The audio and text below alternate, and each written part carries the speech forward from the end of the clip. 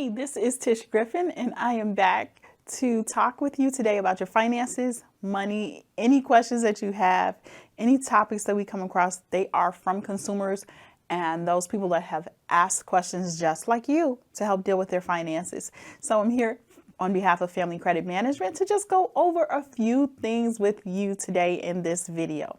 So I want you to know that Family Credit is a trusted resource. And if you've got any issues, any problems dealing with your creditors, any problems or questions about your credit, you can reach out to Family Credit at 800-994-3328.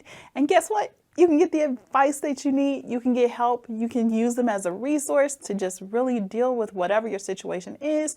If you need help with your creating a budget, if you need help with reviewing your credit report and know what to look out for, there's so many people or services that are offering that help, but I'm giving you one right here, Family Credit, trusted resource that you can actually turn to get those questions answered.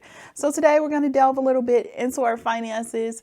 We're going to talk about a few things, and the most important thing that I'm seeing a recurring thing from people that are struggling, dealing with their finances, and dealing with trying to put a budget together. And I know we've developed a lot of videos, a lot of our topics towards this, and that's because it's such a serious problem that people are struggling with. And it's really how to actively put your budget together. And a lot of people don't even see the need for it, but there is a great need for you to have your finances together, for you to have your credit together, for you to have a budget together. And it all stems on just starting with actually putting your budget together. And you can do that with this guide from Family Credit. You can download Personal Finance Made Easy or My Spending Plan directly from the website, familycredit.org. So I want you to do that. When you sit down to get started with your budget, a lot of people don't realize the actual attitude that you have when it comes to money. And that's what we're going to be touching on today. We want to make sure that before you dive into your finances, you do it with the right mindset. So it's about having the right mental money mindset to deal with your finances. And I want you to think about it.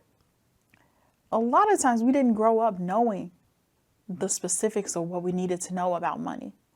And me personally, like where I grew up, it wasn't talked about. We didn't have lessons as a family on money. We didn't have really any type of insight on how to deal with finances. I went through school, we had an economics class, but it didn't really touch on these specifics on what's a credit report, how to put together a budget. It talked a little bit about the economy, but it still left us wondering, how does this affect me? And so as I began to grow up, asking questions even as a child about money, first thing that a lot of people think as a child is that, guess what? Money probably does grow on trees. I mean, every time I want something, I see that my parents provide it. I see that, I can ask for it. Maybe I feel like I can't ask for it, but I don't know where it comes from. All I know is my parents go to work. I know money pops up. My parents may work a lot. They may work a little bit. But what is it? And why do I need it? And why is it important to me? So we didn't have that right image of money. And a lot of times when I asked those questions growing up, I was told, stay in a child's place. That's grown folks' business. You don't have anything to worry about that. Just do what you're supposed to. Do what you're told, get good grades in school, and don't worry about this right here. So you think that you're okay. You go through life, graduate from 8th grade, you graduate from high school, enter college. And even as you're entering between that period of high school and college, you're like, okay, I think I'm okay. I've learned a little bit. And you get thrust into, now you're expected to have your own budget, to control your finances, to get a job. And now you've got all these things to pay for. You don't know how you're going to do it. You're being told, get a credit card. You're like, okay, I'll get a credit card. And keep in mind, I know that there are people that are getting credit cards that have been given finances, get loans, and you don't really understand what you're getting yourselves into. I know the first time that I went out and I got an auto loan, This was years ago. Being at I had no credit. There were auto loans even, 20 years ago, 30 years ago, even before then, that came out with high interest rates. Now, of course, the terms were different back then. Now we can get a car finance for up to like almost 10 years. But before, you got maybe a 3 to 5 year loan. And if you're getting that type of loan, the cars are less expensive. But guess what? They baked in the finance charges. For people that had bad credit or no credit at all, the interest rates that you were looking at were between 16 and 30%. And you may say, oh, wow, did that really happen? Yes, it really did. So you're thinking about this, you're a young kid, you're out there, you're getting your financing, you're getting an auto loan, and it's at 30%, and you're not realizing that, man, I'm wasting a lot of money. All you're thinking about is, I finally got a car. I can drive now. But guess what comes with that? More responsibility, more to pay for, and things that we hadn't even thought about. And so we become frustrated. We get angry. We get mad, wondering why we're wasting so much money in the course of a month. But you need to, because you need to go to work. But you've got this bill now. You got this, and you don't know whether you can pay it. You're working towards being able to pay it. You know you've got this auto loan, but now you've got to have auto insurance on top of that. On top of the auto insurance, you have to pay for gasoline in the car all the time. Back then, gas was a lot cheaper too. But I'm just saying, these are things that we haven't even thought about to keep our mental mindset ready. So from the moment we began dealing with money, we are always frustrated.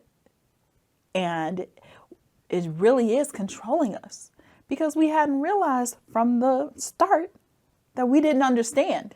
So that's where family credit and other organizations, other things, there are other tools that are around.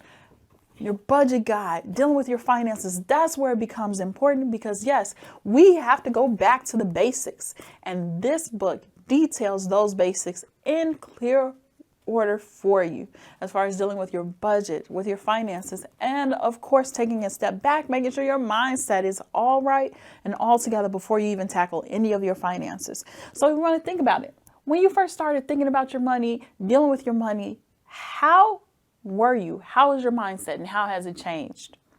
You may have jumped in with a lot of hope and you're like, I'm grown now. I've got my own. And now you're like, uh-oh, how do I pay for it? No one really taught me this. And so we do need to sit down and say, what are the basics? Not just for this, but what is an actual budget? I know I'm supposed to look at how much money I have coming in. I know this is my income. These are my expenses. But does it frustrate you? Did we not realize how much our income was? Because guess what? Years ago, they told you you were going to get paid $10 an hour and you're going to work 40 hours a week. Now, let's say most jobs pay maybe about $15 an hour and 40 hours a week. So even though we'll use for this sake, for this example, we'll use the 40 hours a week, $10 an hour, right? We think we're getting $400 a week, right? Not so much. By the time you bring that check home, you really are only bringing about $270 to $300 home. And so when you're budgeting that and you're looking at how much it is per week and you know you've got all these expenses to pay, again, you're getting more frustrated. Why? Because now you know you don't have enough to make ends meet.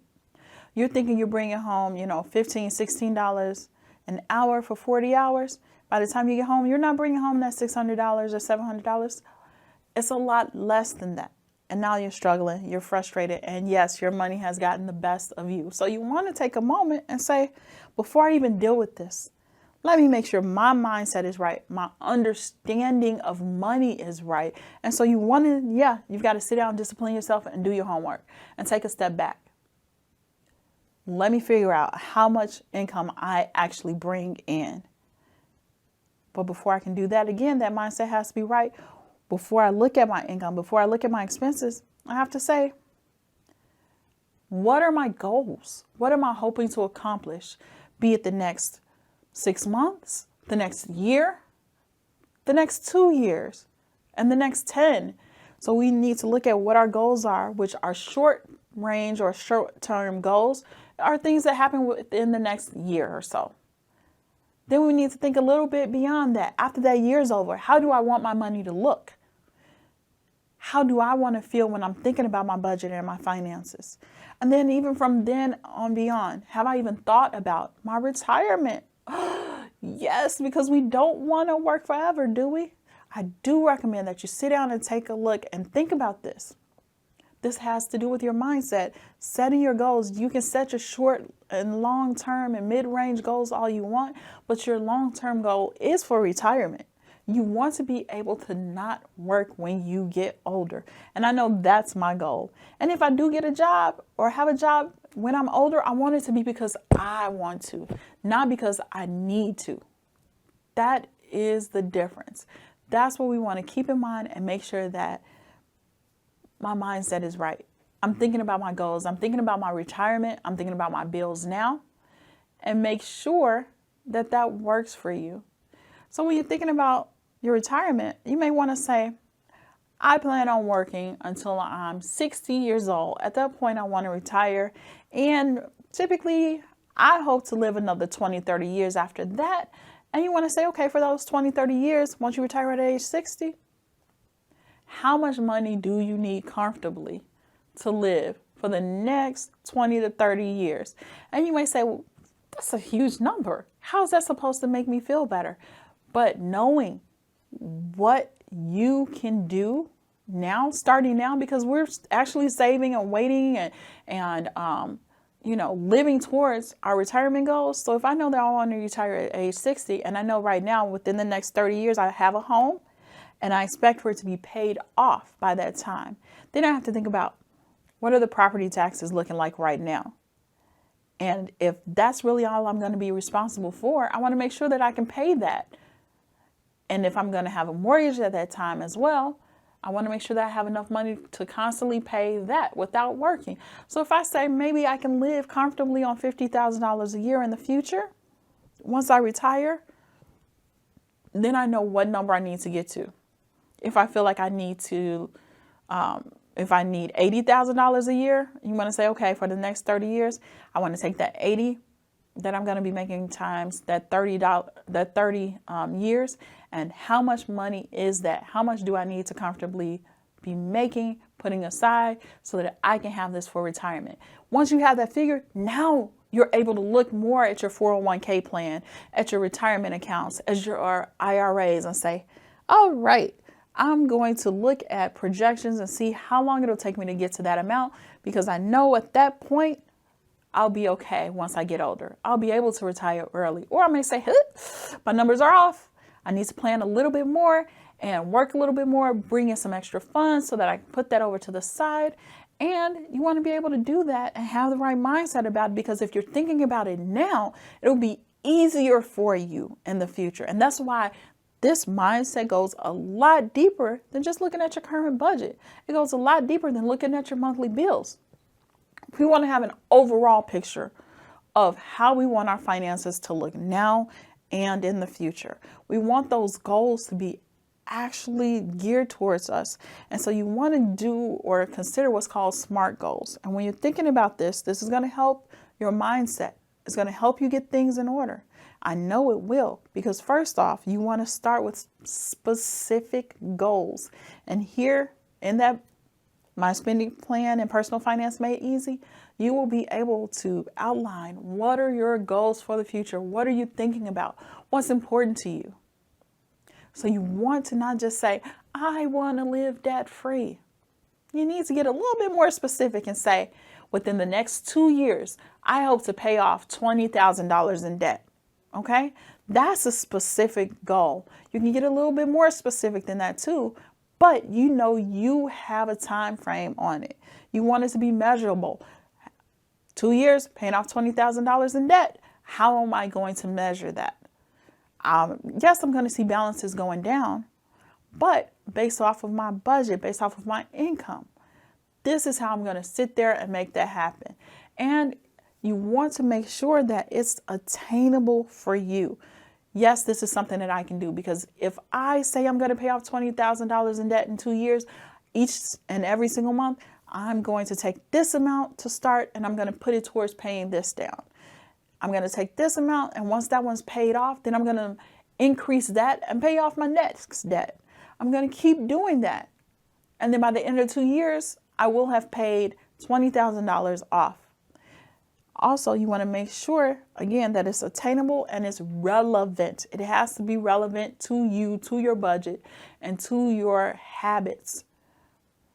You can't say, well, I hope to buy a house when you know that you don't even make enough for your rent. Now you can, but guess what? You need to put in other steps to make sure that you are able to attain that goal. So if that's your vision, you know you might need to get a better paying job. You might need to work more hours. You might need to get a different business going. Also keeping in mind that if you are thinking you're going to do another business, there are expenses that come along with that too. So if you're adding on extra expenses, are you able to actually reach your goal? Now you've pushed yourself further away. So we want to think about that. Make sure that we're staying relevant to what we have, and then put a time frame on it. Give yourself a time frame, a checklist, a check-in list that says, okay, I'm going to pay off $20,000 in 2 years. 6 months, I'm going to reevaluate, see where I am, see if there's any more budget that can come out of my budget. If I can apply anything else towards that. And guess what? You could possibly even pay it off that much sooner, because we want you to reach your goals. We want this to be attainable to you. And we want you to have the right mindset when budgeting and setting your goals. And you want to make sure that those goals are specific. They need to be measurable. They need to be attainable. They need to be relevant to you and timed. You want to put that timeline on it, because we don't want this to drag out forever, but we want you to be able to accomplish this. And sometimes we get flustered. Again, going back to that mindset, keeping your mind in the right space. This is going to take much discipline on your part. It requires discipline to actually get through this. And we get flustered. We get upset. We get angry when things don't go our way. But knowing that, going in and say, I know I feel myself getting upset. Let me take a step back and let me reset.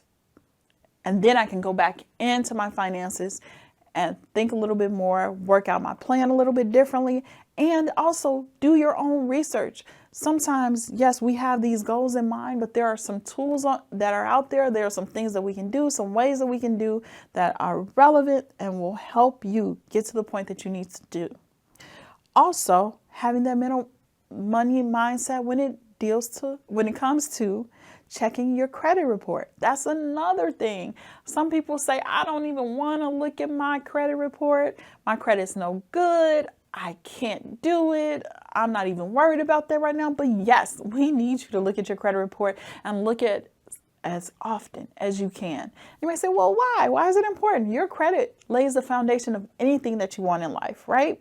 It tells what you can qualify for. It tells what you can get, not just about money and financing, but who else is looking at your credit report? You've got employers. We talked about making more money, right? They're going to be looking at your credit report. And you may say, well, my credit report shouldn't have anything to do with whether they hire me or not. But it does, because having that mindset, again, you're thinking, if you go out for a new job and you have a bunch of collection agencies on your bill, your credit cards are past due, you've got your auto loan past due, all of these things that are piled up and happening to you, right? What's going to happen is, again, you'll be frustrated. It'll get the best of you. And what employers see is that even looking at your credit, they understand that certain times things happen, life happens, but they can also see that if I hire this person, they've got all these collections here. They've got something going on. I don't know what's going on. Don't know what's happening. But all I see is that they're going to be getting phone calls at work. They're going to be getting frustrated. They're going to be getting flustered. They could even possibly be getting sued. And then there's just more responsibility for us if a wage garnishment goes through. So I'm going to pass. That's another reason why you want to stay in the right mindset and tackle those things on your credit report. Because guess what? Things happen. Life happens. Things go bad on your credit report. You can get derogatory remarks, but even though those things are there, your actual report stays with you for years and years, but your credit score only looks at the last 24 months worth of history, meaning that if you work on Whatever went bad, if something goes bad today, 6 months from now, it will not matter as much as now. 12 months from now, it'll matter even less. And now, guess what? You're getting things back on track. So your score is going to be better. Your overall profile will be better. And even though employers can see that something went bad in the past, they won't hold it against you because they see that you've taken steps to make things better for you. They're looking at that. And again, it plays into your mindset because now guess what? Your new employer can see, man, they had a bad spot, but their score's back up. They no longer have those current past dues. Those past dues are old. Those are from 6 months ago. Everything since then has been current. That's what you want to see. That's what we want to see. That's what's going to help your situation. So now you can look at those jobs. Then you may say, guess what? Insurance companies now. My car insurance went up and I don't know why. That's stressing me out. That's playing with my mind. Yes, it's happening more and more. Insurance companies are looking at your credit report. And you may say, my rate went up. I don't even understand it, but they say it's due to my credit. And insurance companies have found that, or what they believe, not that they found, but what they believe is that if you handle your credit irresponsibly, and you have issues on your credit report, then you are more likely to handle a car the same way, meaning that you may run lights, you may drive fast, and those things have nothing to do with each other. So you do want to think about that when you're going out, when you're trying to get financing. And when you're thinking about putting all of this together, your whole economic picture is not just your budget. It's your budget, it's your credit, it's your employment history, it's your checking account, your savings account. All of that tells where you want to be in the future and how your life will shape up. So it's about having the right mindset to keep all of those things in mind. It's not just about today, it's about the future, it's about right now, and it's about learning from your past. Yes, you can mess up. We all mess up, but it's how you recover from it. And what things are you going to do to make sure that this never happens to you again? So again, if you've got questions about that, if you need help, reach out, grab this guide, talk to a counselor at 800-994-3328, or go to Family Credit's website, familycredit.org. Don't always take the easy way out. Don't always give up. You can do it. I know you can. Remember, only takes starting right now, clearing your head, clearing your mindset, becoming more disciplined as it relates to your finances, and not being afraid to learn a little bit more about it, because we want you to improve your situation too. So if you've got any questions, reach out, get this information, go online, pull it off of the website, and just reach out, ask any questions that you may have. Again, you can reach Family Credit at 800-994-3328, or go online to familycredit.org. So I hope this information was helpful for you. Please use it to your benefit. See Family Credit as a resource, and we will be back with you again soon to talk to you all about more information. Take care.